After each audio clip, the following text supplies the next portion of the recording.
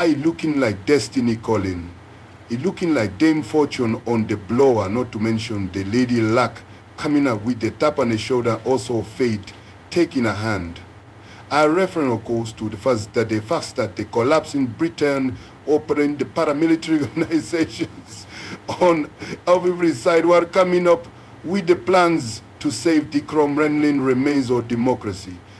And what this but the example of history looking for the right man.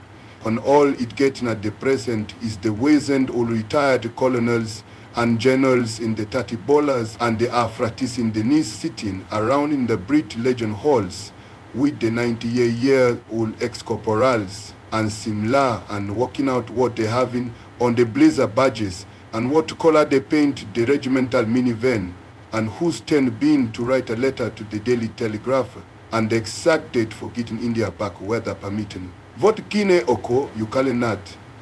Vote Kine Opopla support falling in Behine bunch of wore out toughs in the gardening trousers.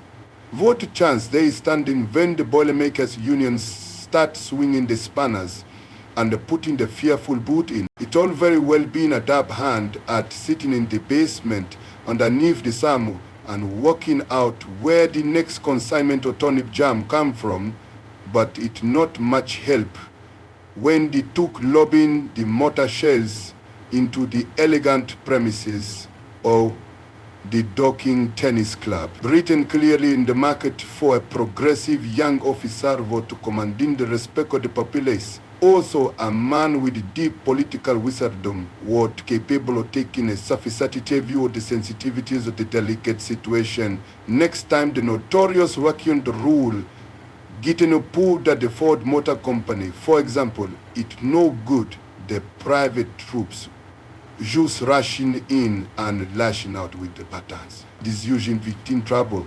First thing you got to do is sort out the prominent shop stewards, talk to them men to men, and stick their heads up on long poles outside the factory gates.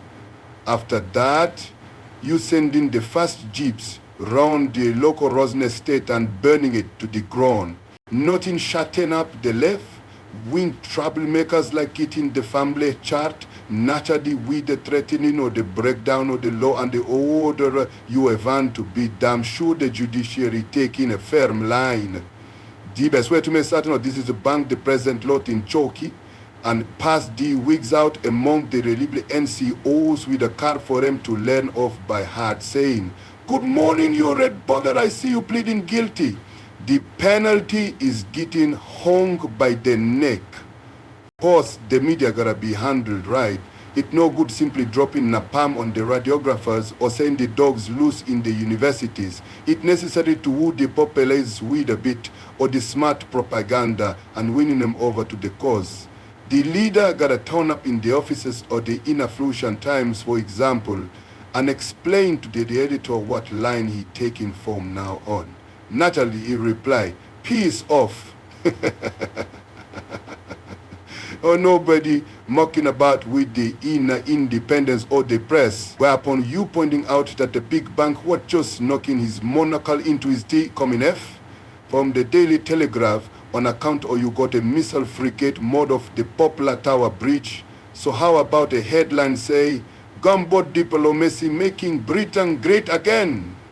Anyway, that's about as much as I reveal at the present time. All I attempting to point out to the British people is the fact that the workers and the steerlings of this world is a bunch of amateur compared with the high professional standards of Uganda. If the supporters really wanted the job done right, it was a question of dropping a nice note